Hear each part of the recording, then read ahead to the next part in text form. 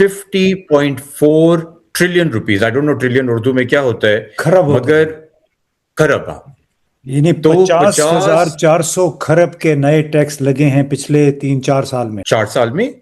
और ये उससे मुतरादिफ है पिछले जो 18 साल, उससे पहले 18 साल पे जो टैक्स लगाए थे मजमूई तौर पे, ये 4 सालों में उनका मुआवजा आप उसके साथ कर सकते. तो जो ऑलरेडी टैक्स अदा कर रहे थे तो उनके ऊपर बोझ डाला, तो बिजनेसेस फैक्ट्रियां बंद होनी शुरू हो गई पाकिस्तान में. गुर्बत की सतह जो है वो पिछले 11 साल की हाईएस्ट सतह के ऊपर. अस्सलाम वालेकुम दोस्तों, एक बार फिर आपकी खिदमत में हाजिर हैं और हमारे साथ साकिब शिरानी साहब मौजूद हैं. इकॉनमी पे, फाइनेंसिस पे बहुत अच्छा ज़बरदस्त लिखते हैं. डॉन में इनका बाकायदगी से कॉलम भी आता है. पहले भी इनके साथ हमने पॉडकास्ट किया. तो साकिब भाई अस्सलाम वालेकुम. वालेकुम सलाम इम्तियाज साहब, थैंक यू, जज़ाकल्लाह. जी, तो मैं पढ़ रहा था कि IMF वाले बड़े खुश हैं पाकिस्तान से, इंटरनेशनल मॉनेटरी फंड, और उनकी एक बड़ी सीनियर एहलकार ने तो वाशिंगटन में 2-3 दिन पहले ये कहा कि पाकिस्तान में जो उनका मफहूम था ये कि मुआशी इस्तेहकाम आ गया है. तो वो जो जिस मुआशी इस्तेहकाम की बात कर रहे हैं IMF वाले, क्योंकि वो आ रहे हैं, मज़ीद कर्जा भी अभी कर्जे पे भी डिस्कशन होनी है पाकिस्तान के लिए. तो इस मुआशी इस्तेहकाम का जिसका जिक्र IMF वाले करते हैं, पाकिस्तान के ज़मीनी हक़ाइक़ से आम आदमी की जो मुआशी सूरत हाल है उसके साथ क्या कोई ताल्लुक़ है? देखिए इम्तियाज भाई, ये बेसिकली जब बात करते हैं ना तो ये हमें इस तनाजुर में देखना है कि किसी भी मईशत के 3 हिस्से होते हैं या 3 हिस्सेदार हैं या शिरकत का स्टेक होल्डर्स हैं. एक तो गवर्नमेंट सेक्टर होता है, उनकी अपनी बैलेंस शीट होती है जिसमें स्टेट बैंक के ज़खायर हैं, जिसमें ये सारी बातें होती हैं कि बजट खसारे में है या नहीं है या कितना बड़ा खसारा है. ये गवर्नमेंट की बैलेंस शीट हो गई. एक जो है वो हमारी इंडस्ट्री और बिजनेस तबका होता है, राइट. वो सर्विसेज हो या फार्म सेक्टर हो. आप फार्म सेक्टर को भी इसमें मैं शामिल कर देता हूँ, हमारी ज़राअत को, हमारी सनत को. ये सारा मिलके मजमूई तौर पे जो एक पहिया चलाते हैं मईशत का, ये दूसरा एक अहम हिस्सेदार हो गया.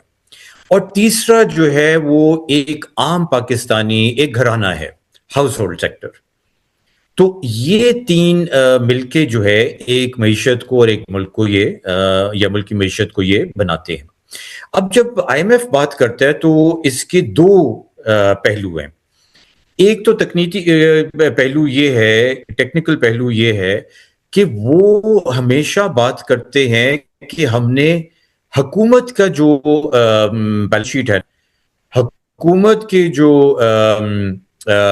वो किताबें हैं, उनको हमने बैलेंस कर दिया. ये काफी हद तक वो बहुत खसारे में थी और वहां से वो खसारा कम हो गया अब और बेहतरी की तरफ जा रहा है. उनका मतलब इस्तेकाम का ये होता है. और अगर आप देखें मतलब गुज़िश्ता कई सालों में देख लें या इस प्रोग्राम जो 2023 में आया था, उसकी एक जो, और IMF ने हर कोई 3-4 महीने के बाद, 5 महीने के बाद एक अपनी रिपोर्ट निकाली, स्टाफ रिपोर्ट, कंट्री रिपोर्ट उसको कहते हैं, वो शाया करते हैं. वो आपको किसी को भी मिल जाएगी उनकी वेबसाइट के ऊपर. एक रिपोर्ट में भी आज तक उन्होंने, ये तकरीबन अभी तो कोई 4 या 5 आई है इस प्रोग्राम के तहत, एक मर्तबा भी उन्होंने जिक्र नहीं किया कि पाकिस्तान की अवाम कितने पानी में है. हमारा प्रोग्राम की वजह से और हुकूमत की नाअहली और हुकूमत की जो बाकी मतलब मिसप्लेस प्रायोरिटीज़ हैं और उनके गलत अखराजात हैं या जो इकनॉमिक पॉलिसीज़ हैं, उनको मिला के दोनों को हमने कितना बोझ डाला आम पाकिस्तानी के ऊपर, या कितनी बिजनेसेस बंद हुए पाकिस्तान में, या कितनी फैक्ट्रियां हमने बंद करवाई, या ज़राअत का शोबा कितने पानी में डूब गया हमारी वजह से. ये कभी इसका तज़किरा आपको कहीं भी नहीं मिलेगा. सिर्फ ये मिलेगा कि हुकूमत बहुत अच्छा कर रही है और ज़खायर इतने कम थे, अब थोड़े से बढ़ गए हैं, अब और बढ़ेंगे. मतलब ये और यहाँ थी इस सतह पे थी, वहां से नीचे हम लेके आ गए हैं. बस यहाँ तक वो महदूद करेंगे बात. अच्छा, उसका जो सियासी एक पहलू है वो ये है کہ جب یہ استحکام کی بات کرتے ہیں نا تو ہم نے کئی بار آپ کے پروگرام میں یہ بات کی ہے کہ ان کا مطلب ہوتا ہے کہ ہم جس حکومت کو یا رجیم کو سپورٹ کر رہے ہیں اس کو ہمارے پروگرام نے استحکام دیا. اچھا اصل میں یہ مطلب یہ ہوتا ہے دے آر ناٹ انٹرسٹڈ ملک کو استحکام ہو یا نہ ہو. یہ چاہتے ہیں آپ قرضے پہ قرضہ لیتے رہیں, ان کے اوپر ڈپینڈنٹ رہیں, ان کی جو پیچھے وہ کھڑے ہیں ان کے فورن پالیسی کے مفاد پہ آپ چلتے رہیں. ان کا مقصد ہوتا ہے کہ ہم آئے تھے ایک رجیم چینج کے بعد, یہ نیا ایک پولیٹیکل آرڈر کھڑا ہونا تھا اور اس کو ہم نے تقویت دی, سپورٹ دی اور اس میں استحکام آیا. یہ بنیادی طور پہ. اچھا, ان کا مطلب عام آدمی کی صورتحال سے کوئی تعلق نہیں ہے. وہ لوگ جس کو ہم کہتے ہیں کہ پاکستان کی آبادی کا وہ کوئی 97-98% ہیں, یعنی عالمی بینک, IMF اور واشنگٹن, ان سب نے مل ملا کے اسی 1-2% کو تحفظ فراہم کرنا ہوتا ہے بنیادی طور پہ, جو کہ اس ملک کے سیاہ و سفید کے مالک ہیں. بالکل جی, یہ اس کو آپ کا نیو کلونیل ایلیٹ ہے یا کمپریڈر جو مارکسسٹ کہتے ہیں کمپریڈر ایلیٹ ہے, یہ اس کو سپورٹ کرنے آتے ہیں. کہ میرے اور آپ سے ان کو کوئی غرض نہیں ہے. اس لیے اگر غرض ہوتا آپ خود سوچیں کہ غربت کی سطح, ابھی ہم بات کرتے ہیں اس پہ بے روزگاری پہ, جو 3 سال افراد زر نے جو پاکستانیوں کے ساتھ جو ان کی تباہکاری کی, اس کے اوپر ایک مرتبہ بھی انہوں نے اس کے اوپر تذکرہ نہیں کیا, یا غربت کی سطح کتنی بڑھ گئی ہے, یہ ساری چیزوں پہ خاموش ہے. اچھا, تو مارکو روبیو, آپ نے جس کولونیلزم کی بات کی ہے, تو آپ تو بنیادی طور پہ یہ کہہ رہے ہیں, مجھے یاد دلا دی آپ کی بات نے امریکی وزیر خارجہ کی اس تقریر کی جو انہوں نے کی, اور اس میں بلکہ انہوں نے میونخ کی سیکیورٹی کانفرنس میں یہ تقریر کی اور کہا کہ جو نو آبادیاتی نظام تھا وہ بڑا اچھا تھا, بڑا ہم نے اس میں بڑے کارنامے ادا کیے, اور اگر وہ ختم نہ ہوتا تو پھر سوویت یونین کو, سوشلسٹ نظام کو پر پھیلنے کا موقع نہ ملتا. تو بڑا انہوں نے فخر ظاہر کیا کہ جو کچھ نوآبادیاتی اقوام نے, چاہے وہ یورپی ممالک تھے, نیدرلینڈز, جرمنی, برطانیہ, یا پھر خود امریکہ جنہوں نے جنوبی امریکہ میں بے شمار وہاں سے ذخائر لوٹے اور آ گئے. تو آپ یہ کہہ رہے ہیں کہ جو عالمی مالیاتی ادارے بھی اسی نوآبادیاتی نظام کو مزید بڑھاوا دینے کے لیے پہلے سے بہتر پوزیشن میں ہیں جب تک کہ ڈونلڈ ٹرمپ امریکہ کے صدر ہیں. بالکل, مگر میں آپ کے پچھلے پروگراموں میں بھی یہ عرض کیا کہ یہ اصل میں IMF کا کوئی نیا مشن نہیں ہے. یہ جب post World War 2 Bretton Woods کا نظام بنا, جس کو امریکی بہت سال عرصے تک یہ رولز بیسڈ آرڈر کہتے تھے, مطلب بیسیکلی ہماری ہیجمنی چلے گی, تو یہ ہیجمنک ایک انہوں نے آرڈر بنایا. اس کا ایک کلیدی حصہ ہے World Bank, IMF, World Trade Organization. یہ جو ہے, پہلے ہم کہتے تھے تو لوگ کہتے تھے یار آپ مارکسسٹ ہیں, کمیونسٹ ہیں, یا آپ فرنج پہ بیٹھے ہیں, کنسپیریسی تھیورسٹ ہیں. اب تو یہ خود ہی ان کے منہ سے ہم سننا شروع ہو گئے ہیں. میں تو ایکچولی داد دیتا ہوں مارکو روبیو کو کہ یار اتنا کانفیڈینس ہے ان میں کہ پہلے تو جو ڈھکے چھپے یورپ کر رہا تھا اتنے سالوں سے, کئی دہائیوں سے, بلکہ کئی کلونیلزم کا پیچھا تو انہوں نے چھوڑا نہیں. آپ کو یاد ہوگا پیٹریس لمومبا کے ساتھ کیا کیا انہوں نے, بیلجیم نے, یا فرانس نے الجیریا میں کیا تباہی کی اور خون ریزی کی. کوئی دور کی بات نہیں ہے, 1960s کی بات ہے, 50s, 60s, 70s کی بات ہے یہ. تو یہ چھپ کے کر رہے تھے, مگر یہ نیا جو لوگ آئے ہیں یہ اب کہہ رہے ہیں کہ یار ہم تو یہ کھل کے کریں گے اور یہ ہمارا مشن ہے. تو یہ بڑی اچھی بات ہے کلاس سے, تو میں داد دیتا ہوں ان کو کہ یہ they are not dishonest. اچھا, تو اس میں تو آپ بنیادی طور پہ پھر یہ کہہ رہے ہیں کہ ہمیں بحیثیت پاکستانی کے کوئی بہت زیادہ پریشانی نہیں ہونا چاہیے اس بات پہ کہ یہ ایک مخصوص طبقہ ہے.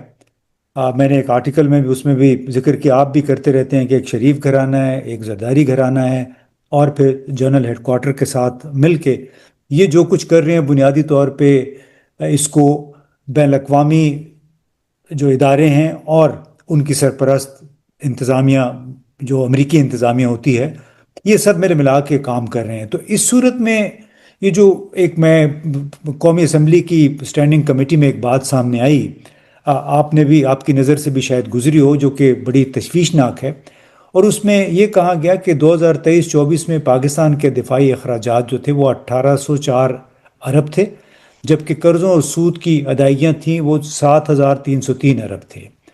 اب جناب سال 2025-26 کے بجٹ میں جو دفاعی اخراجات ہیں وہ 2550 ارب رکھے گئے ہیں، جبکہ سود اور قرضوں کی جو غیر ملکی قرضے اور سود ہے ان کی ادائیگیوں کے لیے 8207 ارب روپے رکھے گئے ہیں.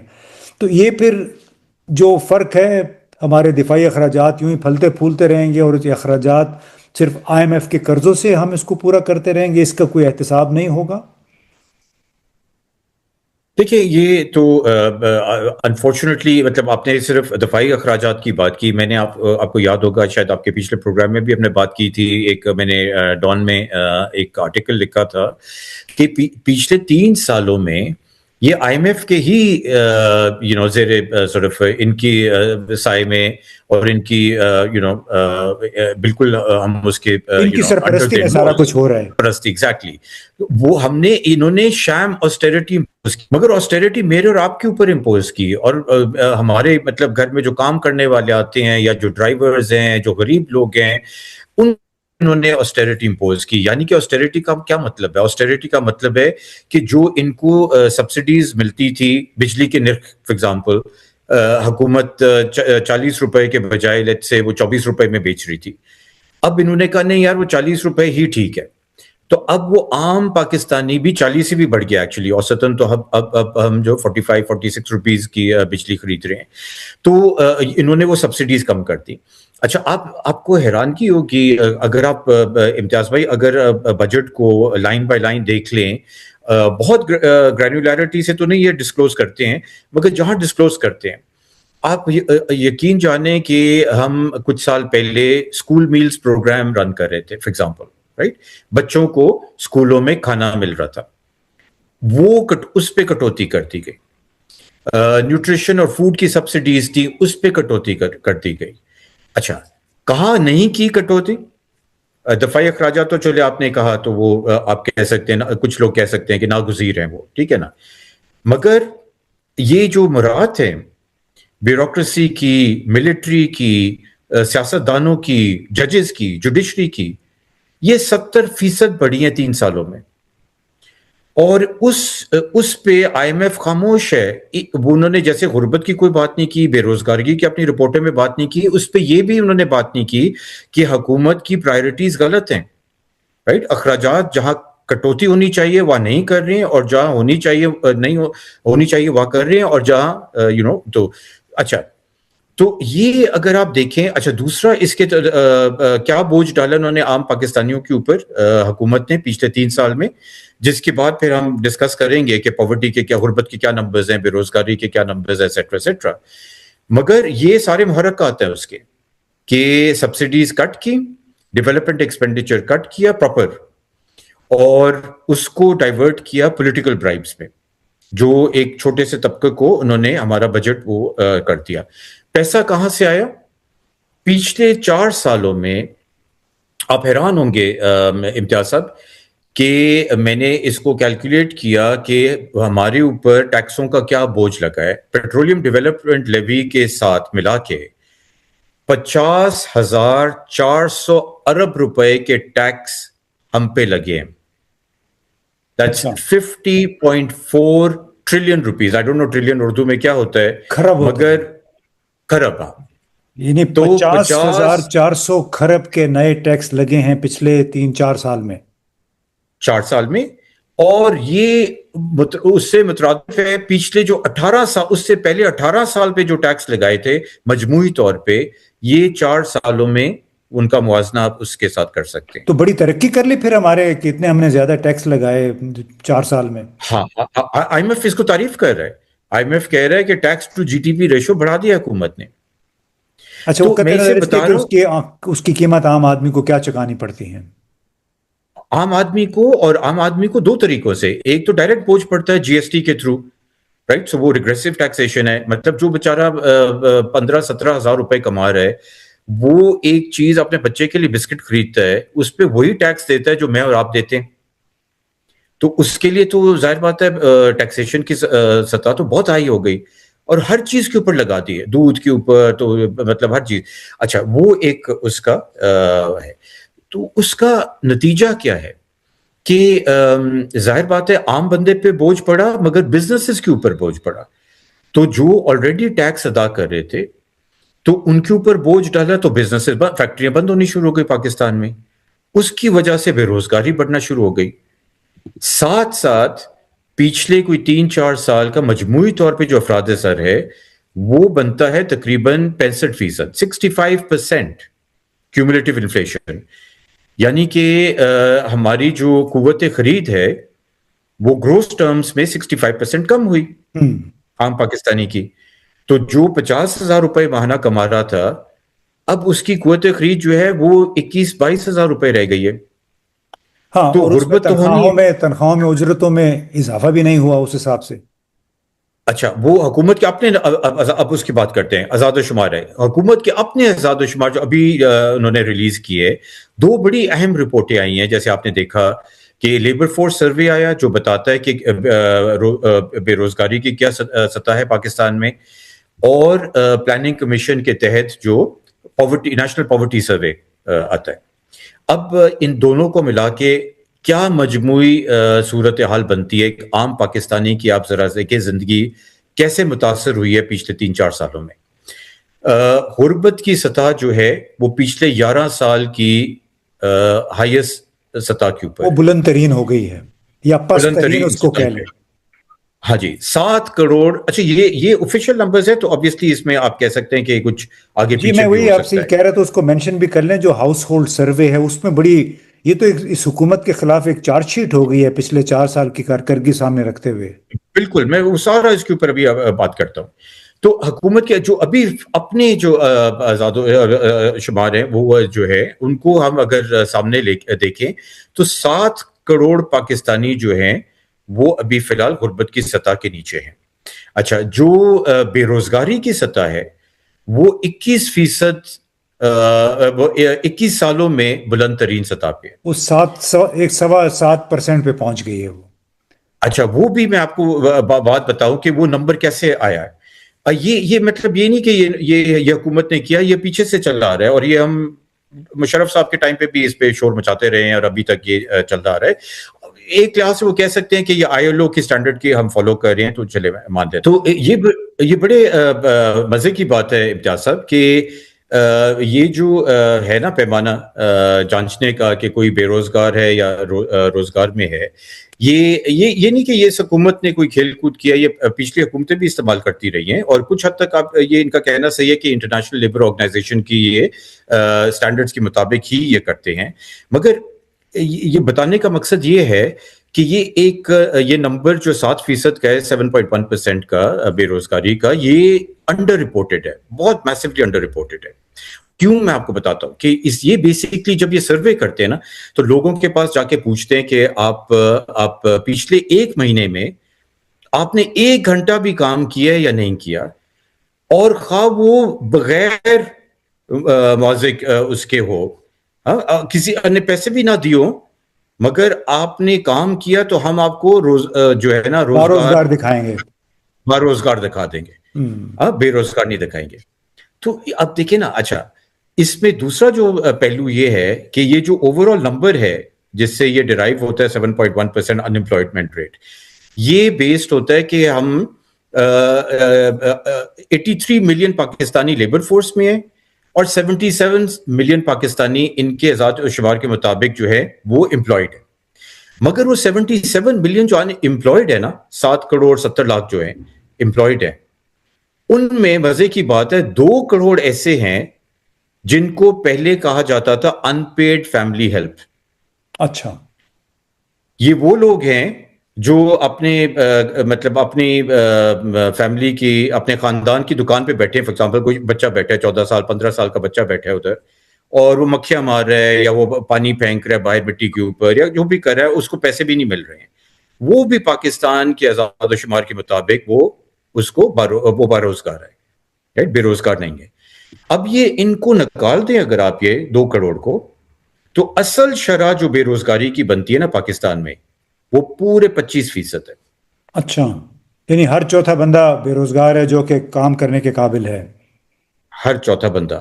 اور اگر آپ ایک مخصوص وہ ایج بریکٹ دیکھیں جو ہمارے یوتھ ہے، یوتھ ان امپلائمنٹ کو دیکھیں، ہر تیسرا جو پاکستانی نوجوان ہے نا وہ بے روزگار ہے. اچھا چلیں، یہ تو دیکھیں کہ بے روزگاری اس سے کہیں زیادہ ہے جتنی کہ سرکاری طور پہ بتائی جاتی ہے، لیکن اس میں یہ جو حکومت کے ریل پیل اگر آپ دیکھیں کہ وزیر اعظم کا پاؤں پاکستان میں نہیں لگتا، وہ ابھی ایک دن پہلے ہی امریکہ سے واپس آئے، ابھی آج وہ قطر چلے گئے ہیں. اسی طرح وہ آپ نے جیٹس کی کہانی بھی سنی ہوگی، وزیر اعلیٰ نے ایک نیا جیٹ خریدا 10 ارب کا. ہماری فوج کے سربراہ کا ایک اور اس سے بھی مہنگا کوئی 18-20 ارب کا جیٹ ہے. تو یہ جو تمام باتیں ہیں، اس سے ہماری معیشت کو کیا سنبھالا ملے گا، کس حد تک معیشت بہتر ہو پائے گی؟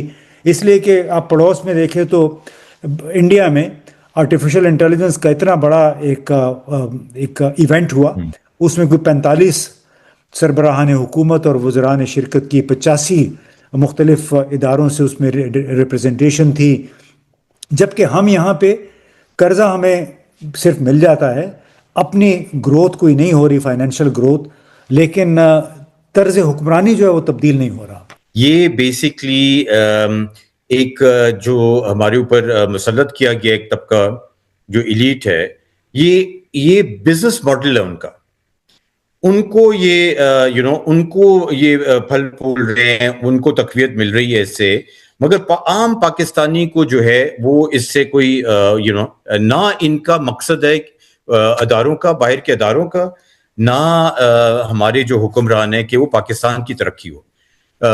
باہر کے اداروں کا بیسکلی یہ ہے کہ دو ان کے مقصد ہیں کہ رجیم جو ہے وہ ایلیٹ جو ہے وہ سپورٹڈ رہے، اس کو کوئی خطرہ نہ ہو، اور عام پاکستانیوں کا سر اتنا تھوڑا سا پانی کے اوپر ہو کہ وہ بغاوت نہ کریں یا سڑکوں پہ نہ نکل آئیں، نیپال کی طرح، سری لنکا کی طرح، بنگلہ دیش کی طرح. یہ اور بیسکلی دوسرا جو ان کا مقصد ہے IMF وغیرہ کا، کہ جو ہم نے قرضہ جات دیے ہیں وہ یہ واپس بھی ہو سکے.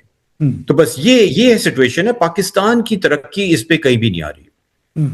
چلیں، بہت بہت شکریہ ثاقب. اس میں بنیادی بات یہی ہے کہ موجودہ حالات جو ہیں اور جو طرز حکمرانی ہے، اگر ایسا ہی رہا تو پھر پاکستان میں عام آدمی کی حالت زار بدلنے کی کوئی امید نہیں رکھنی چاہیے. ہاں، ان امراء کی، جس کو اشرافیہ بھی کہتے ہیں، ان کے حالات یقیناً بدل رہے ہیں. بڑے بڑے کانٹریکٹس مل جاتے ہیں، بڑی بڑی مراعات یہ لے لیتے ہیں، اور خون پسینے کی کمائی جو عام آدمی کی ہے وہ انہی مراعات میں اڑ جاتی ہے. تو ثاقب، بہت بہت شکریہ. انشاءاللہ دوبارہ آپ سے بات کریں گے. انشاءاللہ. شکریہ. Thank you.